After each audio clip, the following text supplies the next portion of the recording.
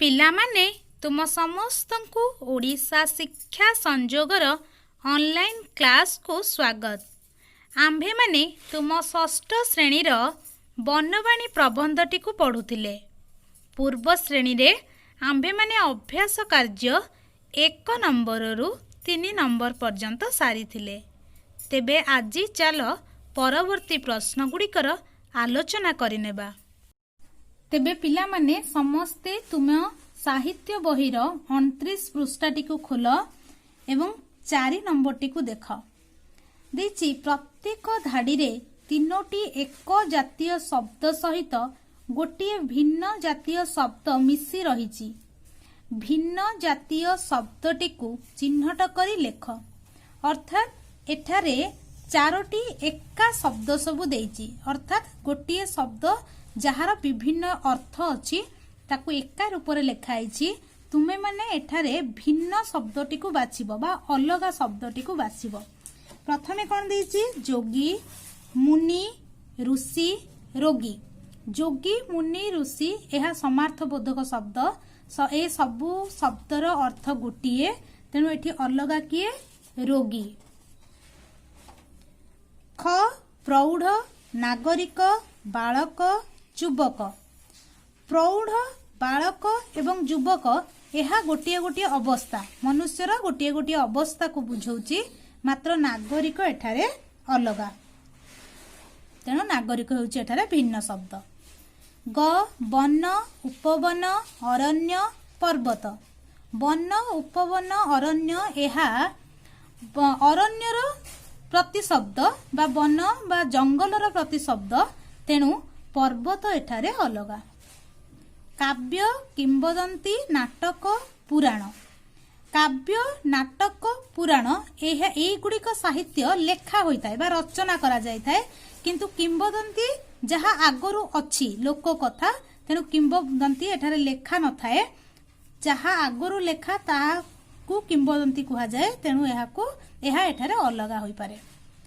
ଉଁ ତରୁ, ବିହଙ୍ଗ, ଦ୍ରୁମ, ମହାଦ୍ରୁମ। ତରୁ, ଦ୍ରୁମ, ମହାଦ୍ରୁମ ଗଛକୁ ବୁଝାଏ ବା ବୃକ୍ଷକୁ ବୁଝାଏ। ମାତ୍ର ବିହଙ୍ଗର ଅର୍ଥ ଏଠାରେ ପକ୍ଷୀ, ତେଣୁ ବିହଙ୍ଗ ଏଠାରେ ଅଲଗା। ବର୍ତ୍ତମାନ 5 ନମ୍ବରଟିକୁ ଦେଖ। ତଳେ କ ଓ ଖ ସ୍ତମ୍ଭରେ କିଛି ଶବ୍ଦ ଦିଆଯାଇଛି। ସେମାନଙ୍କ ମଧ୍ୟରୁ ପରସ୍ପର ସମ୍ପର୍କ ଥିବା ଶବ୍ଦକୁ ଯୋଡ଼ି ବାକ୍ୟ କର। ଦେଖ, କ ସ୍ତମ୍ଭରେ କିଛି ଶବ୍ଦ ଦିଆଯାଇଛି, ଖ ସ୍ତମ୍ଭରେ କିଛି ଶବ୍ଦ ଦିଆଯାଇଛି। କ ସ୍ତମ୍ଭର ପ୍ରତ୍ୟେକ ଶବ୍ଦ ଖ ସ୍ତମ୍ଭର ପ୍ରତ୍ୟେକ ଶବ୍ଦ ସହିତ ସମ୍ପର୍କିତ ଅଛି। ତେଣୁ ସମ୍ପର୍କ ଥିବା ଶବ୍ଦକୁ ତୁମେମାନେ ଯୋଡ଼ିବ। କିନ୍ତୁ ଏଠାରେ ଏମିତି ତୀର ଚିହ୍ନ ଦେଇ ଲେଖିବ ନାହିଁ। ମୁଁ ଯେମିତି ଲେଖିଛି ଦେଖ, ତୁମେମାନେ ସେମିତି ଲେଖିବ। ଅରଣ୍ୟ, କ ସ୍ତମ୍ଭରେ କ'ଣ ଦେଇଛି? ଅରଣ୍ୟ, ତରୁ, ଚିନ୍ତା, କାର୍ଯ୍ୟ, ସାଧନା। ଖ ସ୍ତମ୍ଭରେ କ୍ଷେତ୍ର, ସ୍ରୋତ, ପୀଠ, ପ୍ରଦେଶ, ଛାୟା। ତେଣୁ ଯାହା ସହିତ ଯାହାର ସମ୍ବନ୍ଧ ଅଛି ତାକୁ ଏହିପରି ଭାବରେ ଲେଖିବ। ଛନ୍ଦା ମନ୍ଦା କରି ଲେଖିଲେ ପରୀକ୍ଷାରେ ତୁମେମାନେ ନିଜେ ବି କନଫ୍ୟୁଜ ହେଇଯିବ ଏବଂ ଯଦି ବି ଗୋଟିଏ କେଉଁଠାରେ ଭୁଲ କରିଦିଅ ତାକୁ ପଛରେ ସଜାଡ଼ିଲେ ଖାତା କଟାମଟା ହେଇ ବହୁତ ଅସୁନ୍ଦର ଦେଖାଯିବ। ତେଣୁ ଏମିତି ସିଧା ସିଧା ଲେଖିବ। ଅରଣ୍ୟ ସହିତ ପ୍ରଦେଶର ସମ୍ପର୍କ ଅଛି। ଅରଣ୍ୟ, ପ୍ରଦେଶ, ତରୁ, ଛାୟା, ଚିନ୍ତା, ସ୍ରୋତ, କାର୍ଯ୍ୟ, କ୍ଷେତ୍ର, ସାଧନା, ପୀଠ। ଏସବୁ ତୁମେ ବିଷୟରୁ ପଢ଼ିଛ, ତେଣୁ ପରସ୍ପର ସମ୍ପର୍କିତ ଶବ୍ଦ ସବୁକୁ ତୁମେ ନିଜେ ମଧ୍ୟ ବାଛିପାରିବ। ତେବେ ଏଠି ଆଉ ଗୋଟାଏ କଥା ଦେଇଛି, ସେମାନଙ୍କ ମଧ୍ୟରୁ ପରସ୍ପର ସମ୍ପର୍କ ଥିବା ଶବ୍ଦକୁ ଯୋଡ଼ି ବାକ୍ୟ କର। ତେଣୁ ପ୍ରଥମେ ତୁମେ ଶବ୍ଦକୁ ଶବ୍ଦ ଯୋଡ଼ିଦେଲ, ତାପରେ ସେଇ ଯୋଡ଼ିଥିବା ଶବ୍ଦକୁ ନେଇ ଗୋଟିଏ ଗୋଟିଏ ବାକ୍ୟ ଗଠନ କରିବ। ଦେଖ, ଅରଣ୍ୟ ପ୍ରଦେଶ। ଅରଣ୍ୟ ପ୍ରଦେଶର ଦୃଶ୍ୟ ଖୁବ୍ ମନୋରମ ଅଟେ ବା ସୁନ୍ଦର ଅଟେ। ସେକେଣ୍ଡ କ'ଣ ଅଛି? ତରୁ ଛାୟା। ତରୁ ଛାୟା ତଳେ ବସି ଋଷି ବେଦ ପାଠ କରନ୍ତି। ତରୁ ମାନେ ବୃକ୍ଷ, ବୃକ୍ଷର ଛାଇ ତଳେ ବସି କ'ଣ କରନ୍ତି? ଋଷି ବେଦ ପାଠ କରନ୍ତି। ଚିନ୍ତା, ସ୍ରୋତ। ଆଧୁନିକୀକରଣର ପ୍ରଭାବରେ ଭାରତର ସଭ୍ୟତା ଓ ଚିନ୍ତାର ସ୍ରୋତରେ ପରିବର୍ତ୍ତନ ଆସିଛି ବା ଚିନ୍ତାର ଗତିରେ ପରିବର୍ତ୍ତନ ଆସିଛି। କାର୍ଯ୍ୟକ୍ଷେତ୍ର। କାର୍ଯ୍ୟକ୍ଷେତ୍ର ରେ ଉତ୍ତମ ପ୍ରଦର୍ଶନ ଯୋଗୁ ମନୁଷ୍ୟ ସଫଳତା ହାସଲ କରେ। ଅର୍ଥାତ୍ ଯିଏ ଯେଉଁ କାର୍ଯ୍ୟରେ ଅଛି ସେଠାରେ ଯଦି ସେ ତାର କାମକୁ ଭଲ ଭାବରେ କରିପାରିଲା ତାହେଲେ ନିଶ୍ଚିତ ଭାବରେ ସଫଳତା ଅର୍ଜନ କରିଥାଏ। ଶେଷ ଅଛି ସାଧନା ପୀଠ। ଅରଣ୍ୟ ଯୋଗୀ ଋଷି ମାନଙ୍କର ସାଧନା ପୀଠ ଅଟେ। ବୁଝିପାରିଲ? ଏବେ ପ୍ରତ୍ୟେକ ଶବ୍ଦକୁ ଯୋଡ଼ି ତୁମେ ମାନେ ଚାହିଁଲେ ତୁମ ହିସାବରେ ଅଲଗା ବାକ୍ୟ ମଧ୍ୟ ଗଠନ କରିପାରିବ। ବର୍ତ୍ତମାନ 6 ନମ୍ବରଟିକୁ ଦେଖ କଣ ଦେଇଛି। ବନ୍ଦନୀରୁ ଶବ୍ଦ ବାଛି ଶୂନ୍ୟ ସ୍ଥାନ ପୂରଣ କରି ପାଠଟିକୁ ପୂର୍ଣ୍ଣ ଭାବରେ ଲେଖ। ଅର୍ଥାତ୍ ଏଠାରେ ଗୋଟିଏ ଛୋଟ ଅନୁଚ୍ଛେଦ ତୁମମାନଙ୍କୁ ଦେଇଛି ଯାହାକି ତୁମମାନଙ୍କ ବହିରେ ଅଛି। ଏହି ଅନୁଚ୍ଛେଦଟି ତୁମମାନଙ୍କ ବହିରେ ଅଛି। ଏଥିରେ କିଛି ଶୂନ୍ୟ ସ୍ଥାନ ଦେଇଛି ଅର୍ଥାତ୍ କିଛି ଶବ୍ଦ ଛାଡ଼ି ଯାଇଛି। ସେ ଶବ୍ଦ ଗୁଡ଼ିକୁ ବନ୍ଦନୀ ମଧ୍ୟରେ ଦେଇଛି। ଉଚିତ ଶବ୍ଦକୁ ଉଚିତ ସ୍ଥାନରେ ବସାଇ ତୁମେ ମାନେ ପାଠଟିକୁ ପୂରଣ କରିବ। ତେବେ ପଢିବା ଚାଲ। ମହାଭାରତରେ ପଞ୍ଚୁ ପାଣ୍ଡବଙ୍କୁ ମଧ୍ୟ ରାଜ୍ୟ ଲାଭ ପୂର୍ବରୁ ଡ୍ୟାସ୍ ବନବାସରେ ଏହିପରି ଦୀର୍ଘ ଡ୍ୟାସ୍ ମଧ୍ୟ ଦେଇ ଯିବାକୁ ପଡ଼ିଅଛି। ତାହେଲେ କେଉଁ ବନବାସରେ ସେମାନେ ରହୁଥିଲେ ପଞ୍ଚୁ ପାଣ୍ଡବ? ଅଜ୍ଞାତ।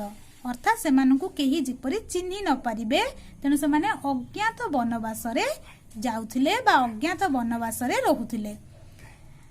କଣ ମଧ୍ୟ ଦେଇ ଯିବାକୁ ପଡ଼ିଅଛି ତାଙ୍କୁ? ସେମାନେ କଣ କରୁଥିଲେ? ବନ ମଧ୍ୟରେ ରହିଲେ, ଯୋଉ ଅଜ୍ଞାତ ବନବାସ ଗଲେ ସେଠାରେ ସେମାନଙ୍କୁ କଣ କରିବାକୁ ପଡୁଥିଲା?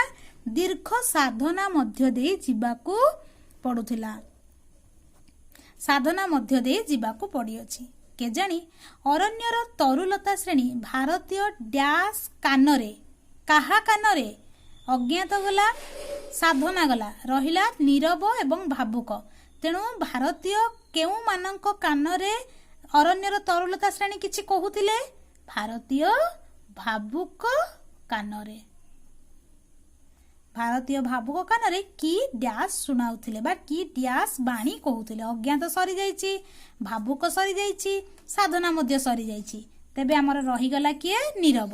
ଏଠି 4ଟି ଶବ୍ଦ 4ଟି ଶୂନ୍ୟ ସ୍ଥାନ ଦେଇଛି ବୋଲି ତୁମମାନଙ୍କୁ ସହଜ ହେଉଛି ଯେ ଯେଉଁଟି ଶେଷରେ ରହିଗଲା ତାକୁ ଆମେ ଶେଷ ଶୂନ୍ୟ ସ୍ଥାନରେ ଭରିଦେବା। ମାତ୍ର କିଛି କ୍ଷେତ୍ରରେ ଅଧିକ ଶବ୍ଦ ମଧ୍ୟ ଦେଇଥିବ। 4ଟି ଏଠି ଦେଇଛି, ସେଠାରେ 4ଟି ଶୂନ୍ୟ ସ୍ଥାନ ଦେଇ 6ଟି ଶବ୍ଦ ବା 5ଟି ଶବ୍ଦ ଦେଇଥିବ। ତେଣୁ ତୁମେ ମାନେ ଶେଷ ଶବ୍ଦଟି ବଳିଗଲା ବୋଲି ତାକୁ ଭର୍ତ୍ତି କରିଦେବନି, ସେମିତି ହେଲେ ଭୁଲ ହେଇଯିବ।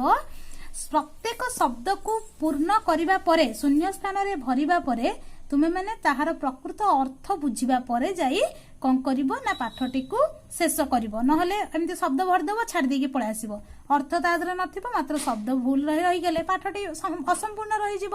ତେଣୁ ପ୍ରତ୍ୟେକ ଶବ୍ଦ ପ୍ରକୃତ ଅର୍ଥ ବୁଝିବା ପରେ ଶୂନ୍ୟ ସ୍ଥାନ ଭରିବ। ବୁଝିପାରିଲ ତ? ପିଲାମାନେ ବର୍ତ୍ତମାନ ପରବର୍ତ୍ତୀ ନମ୍ବରକୁ ଯିବା। ଏଠାରେ ତୁମ ବହିରେ 9 ନମ୍ବର ଦେଇଦେଇଛି, ମାତ୍ର ଏହା ଭୁଲ ଅଛି, ତୁମେ ମାନେ ଠିକ କରିନେବ। 7 ନମ୍ବର ହବ। ତଳ କୋଠରୀ ମାନଙ୍କରେ କେତୋଟି ଅକ୍ଷର ଦିଆଯାଇଛି? ପ୍ରତି ଧାଡିରୁ ଅକ୍ଷର ମାନଙ୍କୁ ନେଇ କେତୋଟି 2 ଓ 3 ଅକ୍ଷର ବିଶିଷ୍ଟ ଶବ୍ଦ ତିଆରି କର। ଦେଖ ଏଠାରେ ସା, ଧ, ବ, ନ, ସ୍ୱ, ନ, ଗ, ର, ର, ସ, ଭ, ମ, ଅ, ମ, ପ, କ, ସ, ଦ, ମ, ସ, ନ। ଏଇ ଅକ୍ଷର ଗୁଡ଼ିକୁ ଦେଇଛି। ତୁମେ ମାନେ ପ୍ରତ୍ୟେକ ଧାଡିରୁ, ଏଇଟା ଗୋଟେ ପଜଲ ହେଲା, ଏହାକୁ ଏଇ ଧାଡିରୁ ପ୍ରତ୍ୟେକ ଧାଡିରୁ ତୁମେ ମାନେ ଶବ୍ଦ ନବ, ତାହା 2 ଟିକିଆ ପ୍ରତ୍ୟେକ ଧାଡିରୁ ତୁମେ ମାନେ ଅକ୍ଷର ନବ, ସେ ଅକ୍ଷରକୁ ଯୋଡି ଶବ୍ଦ ବନେଇବ। ତାହା 2 ଟିକିଆ ଅକ୍ଷରକୁ ନେଇ ଶବ୍ଦ ହେଇପାରିବ ବା 3 ଅକ୍ଷର ବିଶିଷ୍ଟ ଶବ୍ଦ ମଧ୍ୟ ହୋଇପାରିବ। ଠିକ ଅଛି, ବର୍ତ୍ତମାନ ଆମେ ଦେଖିବା କେଉଁ କେଉଁ ଶବ୍ଦ ହେଉଛି। ଦେଖ ସା, ଧ, ବ। ତୁମେ ମାନେ ଭଲ ଭାବରେ ଜାଣିଛ ଯେକୌଣସି ଅକ୍ଷରକୁ ଆମେ ମିଶାଇବା ତାହା ପ୍ରକୃତ ଅର୍ଥ ପ୍ରଦାନ କରୁଥିବା ଦରକାର, ନହେଲେ ତାହା ଶବ୍ଦ ହେବ ନାହିଁ। ମୁଁ ଯଦି ଖାଲି କହିଦେବି ସା, ସ୍ୱର, ତେଣୁ ଏହା ଗୋଟେ ଶବ୍ଦ ନୁହଁ।